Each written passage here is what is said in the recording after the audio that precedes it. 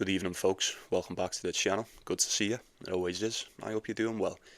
Day 3 over in Athens and in Metz. As always, we'll be going through each and every one of these matches that we've got. Make sure you get your comments in with your predictions. Anything that I'm going for today will be in that pinned comment. You're more than welcome to take a look at that. You take it if you want, leave it if you must. It's entirely up to you. The choice will always be yours.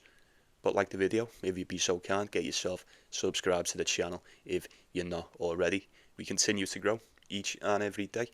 It would be an honour to welcome you to the team, so get yourself involved. And now we'll do a quick recap of yesterday. How did we get on? Did we win? Did we lose? Did we just come close? Most importantly, did we enjoy the matches? I was this close. So close, but yet so far. After Spizzirri dropped that first set, I thought I stood no chance. But he done very well to pull that back, a mega comeback from the American. But then it was all ruined. It was all destroyed by Riley Apelka. I couldn't believe it. If you watch the match, you don't need me to tell you. One of the most uninspired performances I've ever seen in my life. Honest to God, what are you going to do? The thought was there. I thought I'd bake a nice little American pie for you, but I was foolish enough to source the ingredients from the United States of America, and by the time they got here, they were fucking stale. They weren't even stale. They'd sent me some of that radioactive shrimp that they've been eating. Oh, it is what it is. It is what it is. We can live with it. We'll move on. I'll make it a mission to get that one back today. Absolutely. But get yourself involved. Don't be shy. Share with the group. Let us know how you get on. And we'll waste no more time with it. Let's get right into business. Let's get it on. I'm Pedro Martinez. I suppose you would have to side with the American in this one. I wouldn't pick it with a lot of conviction. I certainly would not be betting that one today. Marcus Giron, 1.2 on the decimal. That is a huge favourite. I expect him to be a favourite. How big? I'm not too sure. I mean, he is playing Pedro Martinez after all, no disrespect, but I can't remember the last time this guy got a win. Actually, I'll tell you. 1 minute. Holger Rune, Davis Cup, and then that's it. Lost every game since. He's on a 6-game losing streak ever since that. 17 wins, 34 losses on the season. Horrendous. Marcus Giron ain't much better. 21 wins, 27. 12 and 14 on the hard court, 1 and 3 indoors. Pedro Martinez, 2 and 4 indoors. You know, what does that say? What does that say? Say Giron's on a 3-game losing streak. He's won 3 of his last 10. It's not a lot. It's hardly anything to go off, but with him being clearly more suited to the hard court, it would be the only one that is swaying me in this. Because they've got no form, no momentum. The two of them they've been playing horrendous tennis for quite some time now. I don't know what is to be done with a matchup like this. Marcus Giron at 1.2, absolutely not. Absolutely not. That's fucking scandalous. If you were to ask me, Pedro Martinez, 3-1 dog, I understand it. He hasn't even come close to winning the match in God knows how long. Barely even win this set. I would have to assume Marcus Giron is going to win this game. How he looks on the day, I couldn't tell you. I'm not expecting much from either one of those two. So we shall move on to Djokovic and Tabilo. Getting Djokovic as the #1 seed over in Athens. How far is he going to go? Looking at the draw, you'd say he's probably just going to go all the way. Is he going to nail himself to a cross prior to the finals? I'm not too sure. Is he going to drag himself through the shit and go to war with the likes of Tabilo, if need be? Who knows? Who knows? It is very, very hard to tell. But we've become used to this matchup, haven't we? Very recently, we've seen it twice over the past year or so. And it's become one of the more, well, in my opinion, it's probably one of my favourite head-to-heads out of the entire tour. Played each other twice before. Monte Carlo Masters this season. Played each other in Rome last season, both on the clay. Tabilo, just routine wins. Routine wins. Didn't struggle one bit against Djokovic in either match. 6-2, 6-3 last year. 6-3, 6-4 this year. Go for the hat-trick. Go for the hat-trick. Turn that 2 into a 3. I dare you. But you have to admit, with both of them being on the clay, we now play on the hard court, and that does change things ever so slightly, does it not? Now, straight off the bat, usually we'd be sitting here and saying Djokovic 1.2. It's as good as it's going to get. If you can even get it at 1.2, I wouldn't even be taking it. I wouldn't even risk it, especially with the head-to-head. We've watched the games. Djokovic has not fared well against Tabilo in the past. I don't know, man. I think Tabilo looked very shaky against Adam Walton. I say shaky. How much, like I say, how much do we expect from these players at this point in the tournament? 2 tiebreakers and a 7-5. He had to go to war with Adam Walton. Just depends how much Djokovic wants it.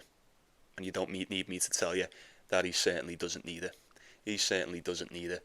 We'll have to see how he gets on.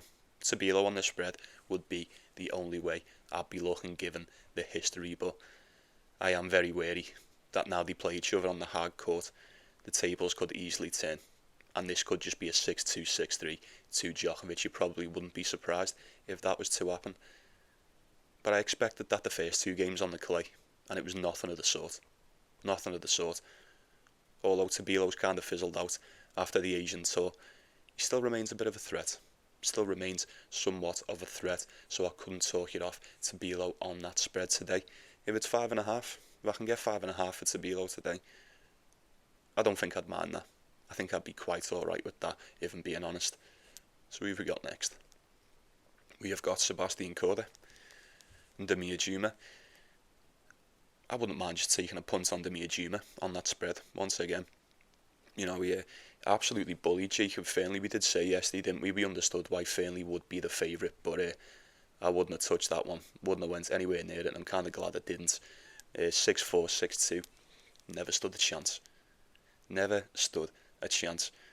Like we said, we compared the two, Damir Dzumhur, Jacob Fearnley. They ain't been doing much more or less than one another prior to that match, so to see it go, it was kind of one-sided. It was kind of one-sided. Very impressed with Damir. Now he plays Sebastian Korda. These two are ranked fairly similar as well. Are they just outside the top 50, or is Damir just in the top 50 now? I'm not too sure, but saying here 52 and 58 for Damir, it may not have updated. Excuse me. How much do I trust Sebastian Korda? Because in seasons gone by, I'd have looked at a matchup like this on the hard court against a player like Damir Dzumhur. Not in personal, more suited to the clay, but he's been playing well on the indoor courts. I'll give him that. He's been winning a few games. I'd probably look at this and just say, you know what, it's got to be Korda. It's got to be Korda, but he struggled again with Alexei Popyrin. He had to come back from a set down. Now playing Alexei Popyrin be a bit different, a bit of a contrast in styles than Damir Dzumhur. Damir Dzumhur to me is more of like a current Moutet, a Hugo Gaston type, as opposed to an Alexei Popyrin. I just don't know what to expect from Sebastian Korda anymore. This will be the last time we see him, probably. It'll definitely be the last tournament that we see him in this season. And we've been waiting for him to come good all year. And it's the 4th of November. And waiting for Sebastian Korda to come good has been like watching fucking paint dry this year. Just hasn't happened. Just hasn't happened. 1-1s, 2-1s. It is what it is. And at this point in the season, I don't know what much he's got left to give. How inspired he is to do this one. Sebastian Korda certainly doesn't need a 250 victory. He doesn't. He really doesn't. Been kind of questioning the commitment levels of this guy as of late. I know he's been struggling with injuries and whatnot, but has he? He hasn't been pulling out. I mean, has he been using that excuse for Korda for months now? There's been nothing wrong with him. He just hasn't been that good. It's a shame. It's a shame. Because the Korda that I've seen in the past is much better than the Korda that stands before us today. Damir Dzumhur. It looks like he's got something more to play for today, folks. He really does. He looks like he's got something more to play for. He turned up and smacked the shit out of Jacob Fearnley just because he wanted to. He wanted to be there. And I imagine he's going to want to be there today. Everyone's writing him off against Sebastian Korda. 1.2 for Korda. That's a massive favourite. Korda 3.75 for Damir Dzumhur. If I can get 3.5 for him again today, I'd be very tempted. Very, very tempted to take that once again. And let's just ride that Damir Dzumhur train. See how far we can get with it. There's one more, or there's a couple more, but there's only really one more. Yeah, there's Elliot Spizzirri. Elliot Spizzirri, you know, Borges. Fuck me. Anyone watch that Elliot Spizzirri game yesterday? It's a shame Rally Pelka done what he did, or didn't do what he had to do, because that comeback from Spizzirri, it was an achievement within itself. It was impressive. Against Laszlo Djere, probably shouldn't have even got to that point in the first place, if you're asking me, but who am I? Who am I to judge? Good comeback. After that first set, I didn't give him a chance. He's come through qualifying. I mean, he was basically all but defeated against Laslo Djere. 6-1 in the first set. Even in the tiebreak, he was down 6-3. Down 6-3 in that tiebreak. Massive collapse. Major collapse from Laslo Djere to lose that game. If that was anyone else, see you later. It's game over, mate. You're not coming back from that. Borges, kind of a routine win against the Greek lad. I thought the Greek lad turned up and he played a decent one. Kept it close, like we imagined he would have done. They tend to do that in the home tournaments, these dogs. But now he takes on Elliot Spizzirri. And if the American's going to turn up and do anything like what he's done against Laslo Djere, against Borges, he's not going to win. I can't see him winning. He just struggled so much. He struggled so bad. The breadstick from Laslo Djere, he's been absolute trash all season. And he looked like a top 10 player. Spizzirri made him look like a top 10 player. Is that just the levels? Is that just the college levels? I don't know. I'm not too sure. Is that just the 1 in 20 where Laslo Djere will turn up and actually try to win a game? I don't know. Either which way you cut it. I weren't that impressed with your performance, as George St. Pierre would say. I'd have to go with Borges. I would have to go with Borges. The save of Spizzirri, when it decided to, it looked really good. It looked kind of tough to deal with, but with what I gathered from that match, is that all he's got? Is that all he's got? Is he just another one of these Americans with a big save and a fairly decent forehand against these Challenger Tour players? I don't know. I fear that may be the case after what I witnessed against Laslo Djere. I think Borges is going to give you a much tougher time. A much tougher time indeed. 1.7 for Borges, I might go for it. Fuck it, I might just go for it, I might just bite the bullet and see what happens on that one. There's not a lot of meat on the bone today. Borges at 1.7 against Spizzirri over in Greece. Quite like the look of that indeed. So if you've got anything, please do let me know in the comments. And there's two more. I'm just going to speed run these because one of them is just, get on this. Hanfmann, Ivanov. They're just creating people now. This is just like a creator character, isn't it? Ivanov. The fuck's this guy? Hanfmann, 1.06 as a favourite. Now Djokovic is playing today as well, and he's not even that big of a favourite. What is going on? What are we even doing here? What are we even doing here at this point in the tournament with a matchup like this? Hanfmann, 117 in the world. This guy was born in 2008 and he's not even ranked according to this. I don't know. Fucking world's gone mad. And the last one's going to be Mcdonald and Etcheverry. Yeah, one of them. Getting Etcheverry as a slight favourite, even though you'd say Mcdonald is a bit more suited to the hard court. And going off the record, you kind of say he is. I mean, Mcdonald 24-16 on the hard court, 8-5 indoors. Etcheverry 5-3 indoors, 10-10 on the outdoors. Kind of makes me look a little bit more towards Mcdonald, but it's just at a challenger level, innit?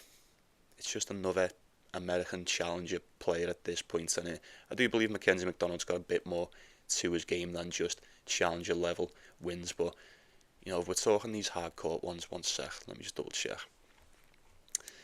Yeah, anything that is remotely in and around the main draw is all qualifying. It's all come from qualifying. He may get past the first round. If we're over in the States. But we're not. We're back in Europe. And he's a slight dog to Etcheverry. I don't know. I say fairly decent Asian swing. Qualifying for Chengdu. Won his first round match. Sent home in a second. Dropped down to the Challenger Tour semi-final. Back up to the main draw. Didn't even get through qualifying. Lucky loser spot. No surprise there. And what is equally as no surprise, he went back down to the Challenger Tour and then got to the final. Aye.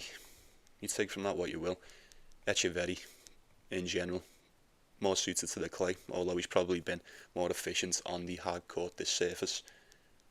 And even though he doesn't really prefer the quicker surfaces, I've seen him do more damage. I've seen him put in better performances against better opponents, especially against the higher ranked ones than the likes of Mcdonald, Etcheverry. He's in the round, this main draw. He's a mainstay. And he's always there for an upset. Always there for an upset. And he always turns up and gives it his all. Every single time. Win or lose, no matter what the price is, it doesn't matter. With Etcheverry, he turns up. He plays solid tennis from the baseline. And we find out how good you are at the basics of the game against players like Etcheverry. And I didn't realise how big this guy is. He's fucking massive. He's like 6'6", isn't he? He's like 6'5", 6'6". Yeah, it's hard to tell when you're watching it on the TV, innit, how big some of these are. But yeah, he's huge. He's huge compared to Mcdonald anyway. I mean, does anyone do height in centimetres? 178 centimetres for Mcdonald, 196 for Etcheverry. Convert that yourself. That is the difference right there. He's ranked twice as higher than him as well. Kind of like Etcheverry in this spot. Both of them quite a long way from home. Don't know how they're going to hold up, how they're going to perform today. But Etcheverry, 1.7. Get him at 1.8 on the exchange, at least for a set. It's not a bad parlay piece for today, in my opinion, folks. First one over in Metz is Daniel Altmaier, Rinderknech. I think these conditions kind of suit Rinderknech a little bit more than what they do Daniel Altmaier. Although Daniel Altmaier looked fantastic last week over in the Paris Masters, I will give him that. Took out Marcus Giron. I'm not going to kiss your ass for doing that. But he did dispatch Casper Ruud, and he looked rather decent in doing so as well. And not only that, he took a set off the blazing hot Felix Auger-Aliassime. Happy days. I imagine the German will be rather pleased with that performance. As for Rinderknech, what about Rinderknech, man, getting beat by Valentin Vachereau again? In the same way, the exact same fashion. It was almost a carbon copy, was it not? Took that first set and then just pissed it away again. Another 6-3 and then a 6-4. He should have won one of them. Both, probably. I don't know how he'll be feeling after those. But we are still in France, and we're still on the hard court. And apart from those two losses against Vachereau, he remains in rather decent fettle indeed, I must say. He's been tough, hasn't he? He has been a nightmare for most, for quite some time now, on these hard courts, I will admit. Daniel Altmaier, 11-16 on the surface, 7-7 indoors. Rinderknech, 2-3 indoors, 14-15 on the season. Record kinda doesn't do it justice, but as of late, he really has turned up the heat. I'll give him that. Still got a negative record though, 32-33. Needs a few more. Daniel Altmaier, 32-34. Bit of a contrast in styles, innit? Bit of a contrast in styles in this one. You're getting Rinderknech, who's probably just going to turn up, try and save you out on the first one. If anything, just power you from the baseline. Blast that power from the baseline. He's got it all. He has got it all. Daniel Altmaier's a bit more tricky, a little bit more versatile, you could say. I'm just concerned for the one-handed backhand. I am. Now these hard courts, they don't exactly play the quickest. They're not amongst the quickest. They're not super slow, but they're not super quick at all.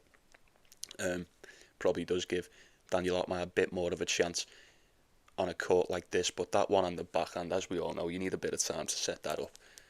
Can't see you getting that against Rinderknech. I think the power may be too great. Even the backhand of Rinderknech, it's snappy. It's very snappy. And I don't know, when you've got that one-hander, as we all know, it either needs to be perfect or you need a lot of time and you need a lot of control in order to set that up. I feel you may get neither against the Frenchman today. What is the price for Rinderknech? Call it 1.6. I don't think it's that bad. I don't think it's that bad whatsoever. It's a bit of respect to Daniel Altmaier, which is fair, given what we've seen last week. I think he could take a set. I think he could be good for a set. At this point in the season, anything goes, right? Anything goes. You've just got to see who wants it more on the day, I suppose. But Rinderknech, if he can turn up and do what we know he can do, and what he's been doing, unless he's playing his cousin, I'd say he should have enough to see this one through on his serve alone. We always say there's usually enough 3 points within the service games of Rinderknech to keep it close with anyone. And especially against Daniel Altmaier, I think there may be a clear path to victory. We target that one on the backhand. We're in the money. That's what we do, Arthur. I wish he was listening. No, I'm only messing, I don't. There's no way. We always say we know it. We know that's the path to victory. I imagine he's more than aware of that. But I'd love to take him today. I would love to take him. 1.6. Probably need something else as a parlay piece to couple with that to get me where I'd like it to be.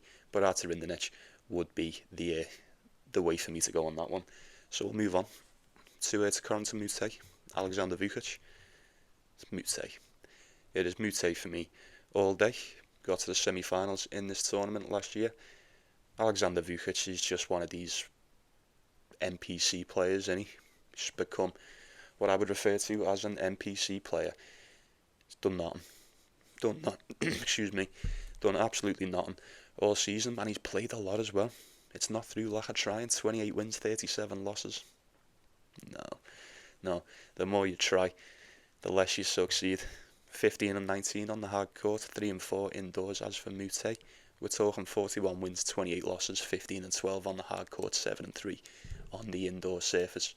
Fantastic. He has been a joy to watch the past couple of months, has he not? Of course he has. Alexander Vukic, not so much. As a matter of fact, it's kind of become rather predictable what's going to happen in these Vukic games. You see him come up against the likes of a Marco Topo and Adam Walton. Even like a Terence Atman, you think, you know what? He possesses a threat on quick conditions, on hard courts. All he needs to do is serve. He's got the serve, he's got the power. As much as it seems kind of strange to say it, especially this year, but even on the indoor hard courts, Vukic does remain a little bit of a threat. He was kind of decent last year. He got to the semi-finals in Kazakhstan. He's went 3 and 4 this year. He struggled straight across the board. We've got someone in Vukic who's just right down here in the mud, and someone who Korda Moutet, the past few months, he's been flying really high. He's been soaring, to say the least. And we're still in France, and he likes it over here. And like I say, he did get to the semi-final last time. I imagine he's going to be quite a big favourite. He's 1.3. Fuck. Would have liked to have taken Korda Moutet today, but at 1.3, that is very, very steep and not giving me a lot to work with there, unfortunately. Played each other last year. Shanghai Masters did go the way of Vukic. Close game, 3 sets. Like I say, he's just one of them players. He can just turn up and decide to do what he wants to do. And he's got a fairly decent service game, I'll give him that. There's been times throughout seasons where I thought Alexander Vukic may be not destined for greatness, but he could definitely become something of a threat. But absolutely no. I don't think he possesses that much of a threat to Korda Moutet. You're going to have to turn up and ace the shit out of this guy and give him no chance to breathe. Korda Moutet just makes space to breathe, doesn't he? You try and suffocate him, he gives himself that space, and he works his way out of the shit all the time, especially against players like Alexander Vukic. He's a bit too one-dimensional for the likes of Korda Moutet, in my opinion. I think Moutet's got way too much in the bag to be stifled by this dude, especially the current version of Alexander Vukic. Like I say, the players that we've got, one's up here, one's down here. You know, Alexander Vukic, he's that horse, while the rest of them are in the traps, ready to go, eye on the prize. This one's just fucking about, rolling in the mud, fucking about in the grass.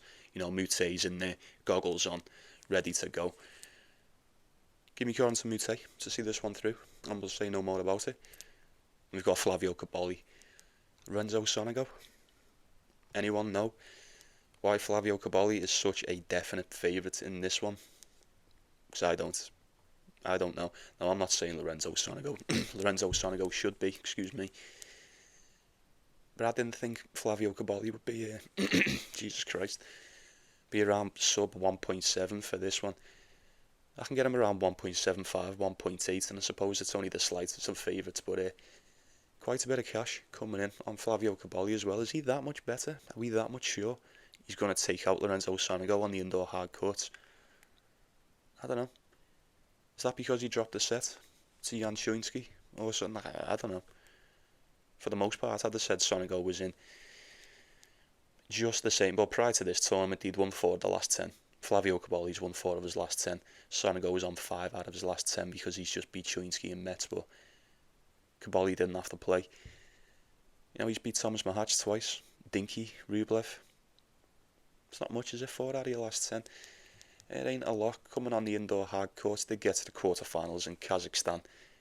he only had to beat Dinky, and he got bullied by James Duckworth, beat Thomas Mahatch, then beat by Sinner, beat Thomas Mahatch again, beat by Shelton. Maybe he gets past Lorenzo Sonego, maybe he doesn't. I think Sonego looked decent in Paris. Sebastian Korda, Musetti, the set off Medvedev. I think this is more of a coin flip. I do. I wouldn't have give Flavio Cobolli that much of an edge. I know it's not that much, but I don't really know what I expected in this one. Sonego 7-5 indoors, Cobolli 6-6. You know, both of them, well, pretty much similar. 10-14 for Cobolli, 11-14 for Sonego on the hard court. I'd probably lean towards an over. I don't think there's a clear edge to either one of them in this. I think we could get, peaks and valleys from the pair of them. Could be in from an over. Sonego might just come out solid in that first set and take one.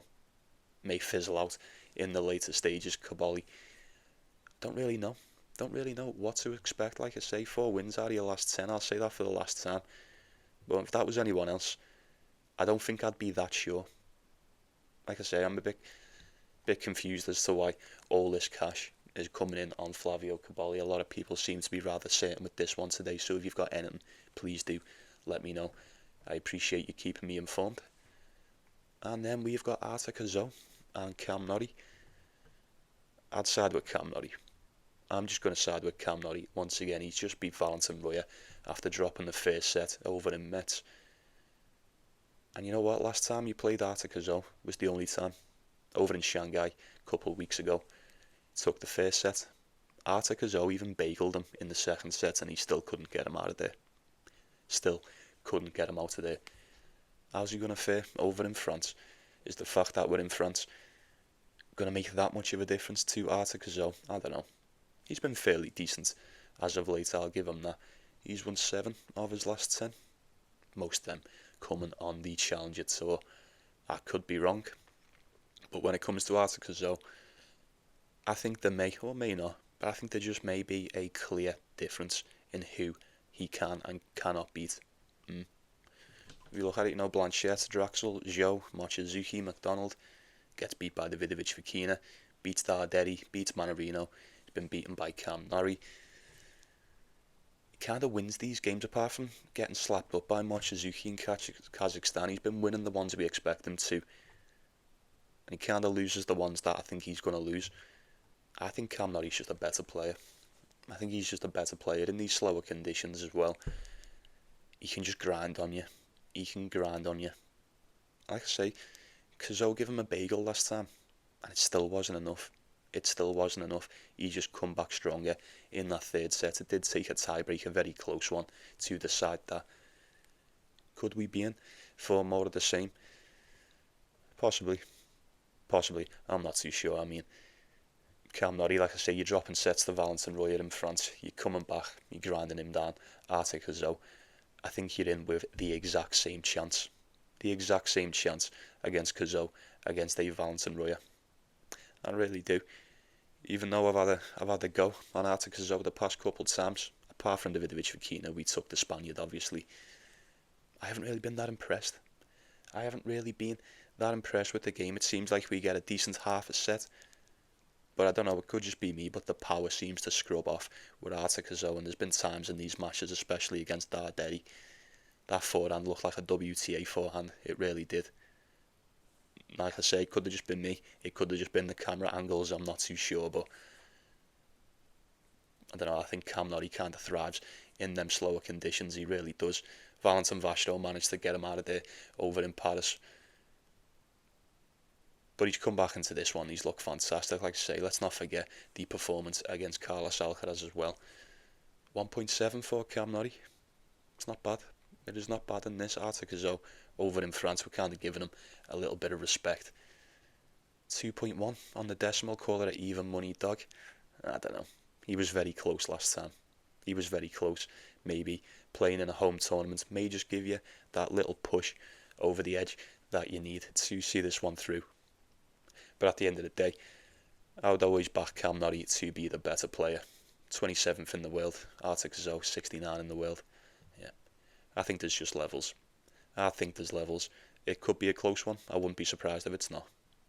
I suppose at odds like that, you could take either one for a set, even Cam Norrie, just for the one set. I'd be very surprised if he gets done in 2 by Cazaux today. Very well then, folks, that shall do us. Once again, another day in the bag. I do apologise for the late upload, kinda got fucked with me sleeping pattern from the last set of night, so once again, my apologies. But thanks for watching, thanks for stopping by. I appreciate each and every one of you, and I appreciate you watching the show. Like and subscribe before you go, and I'd appreciate that too. But I'll be saying good night to you, or good morning, or whatever. But you take it easy, you take care of yourself, and you take care of one another. It's the most important thing.